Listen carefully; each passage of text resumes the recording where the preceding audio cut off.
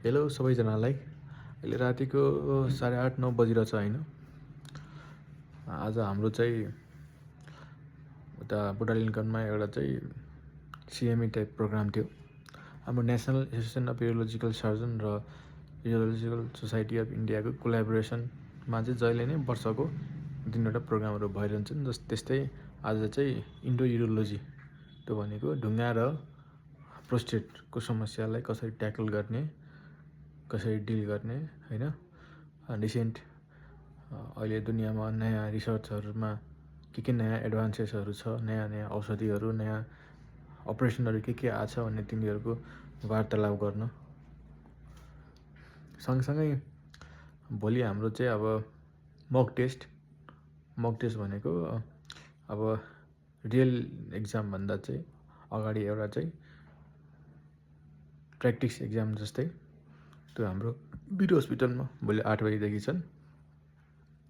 र आज चाहिँ होइन सबैजना हाम्रो कलिगहरू होइन, जुन यूरोलोजीका रेसिडेन्ट भन्छन् फाइनल इयर, सब भेटघाट भयो। र यो भेटघाटमा चाहिँ आज हाम्रो मुख्य टपिक चाहिँ होइन डिस्कसन के थियो भने अब काम कहाँ गर्ने क्या, यति पढे लेखेर होइन। किनकि नेपाल चाहिँ होइन सानो देश हो, दिन प्रतिदिन डक्टरहरू चाहिँ बढिरहेछन्, तर मान्छेहरू चाहिँ विदेश पलाइरहेछन् होइन। अनि चाहिँ अब बुढा मान्छेहरू छोड्न चाहँदैन, मरेजेलसम्म 80 वर्ष 70 वर्षसम्म प्र्याक्टिस गर्ने। अनि हस्पिटलहरूमा मोनोपोली चाहिँ होइन, हस्पिटलहरूमा चाहिँ अब त्यो सर्जनहरू, पुराना सर्जनहरू चाहिँ अब अरूलाई छिर्न नदिने भन्ने पुराना मेडिकल माफिया बिजनेस सञ्चालक, हस्पिटल सञ्चालकहरूले चाहिँ अब चाहिँ बिस्तारै किनकि हाम्रो यो प्रोडक्सन बढी छ होइन, त्यसैले चाहिँ त्यो अनुसारको स्किलसिप अनुसारको पैसा नै नदिने, कम पैसामा कसरी हायर गर्ने भन्ने अहिले चाहिँ यो धेरै यस्तो ट्रेन्डहरू चलिरहेछन्। त्यही कुरा डिस्कस भइरहेको थियो होइन। यति पढे लेखेर पनि कहाँ काम गर्ने, के गर्ने, जब कि आजकलका 20-22 वर्ष केटाहरूले चाहिँ राम्रो गरिरहेछन्। अब हेरौँ, पढिसक्यो, यति गरिसक्यो, केही न केही त गरेला, यति गर्यो, समय कुरा हो। तर अहिले अप्ठ्यारो छ मेडिकल फिल्ड, पहिला जतिको इज्जत नै छैन। यति पढे लेखे पहिला त ओहो के भन्थ्यो। अहिले त नेपालमा कि सोर्स फोर्स हुनु पर्यो, कि एक लाइनमा भन्नुपर्दा you have to be right person at right time and right place क्या। पढे लेखेर मात्र होइन म राम्रो छु, मलाई सबै आउँछ गर्न होइन भनेर नि हुँदैन। तपाईँले आफ्नो स्किल सो गर्ने ठाउँ पनि पाउनुपर्छ।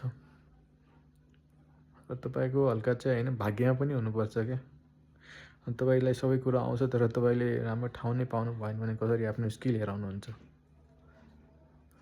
सबै कुरामा एप्लाई हुन्छ यो भन्ने कुरा, काम मात्रै होइन, इभन पर्सनल लाइफमा पनि धेरै कुरामा एप्लाई हुन्छ। त्यसैले भन्छ नि मान्छेले भाग्य र नसिब क्या। मान्छेले आफ्नो भाग्य र आफ्नो नसिबभन्दा बढी चाहिँ केही पाउँदैन। जे लेखेको हुन्छ भाग्यमा त्यही हुन्छ। तपाईँहरू मानुस् या नमानुस्, तपाईँहरूको मेहनत हार्डवर्क भनेको 90% हो, 10% भनेको त्यो लक हो क्या। मैले आफै एक्सपिरियन्स अहिलेसम्मको लाइफमा चाहिँ मलाई त्यस्तो लाग्छ क्या। कोही मान्छे होला कि यो कुरामा चाहिँ जस्ट दे आर अपोजिट, 90%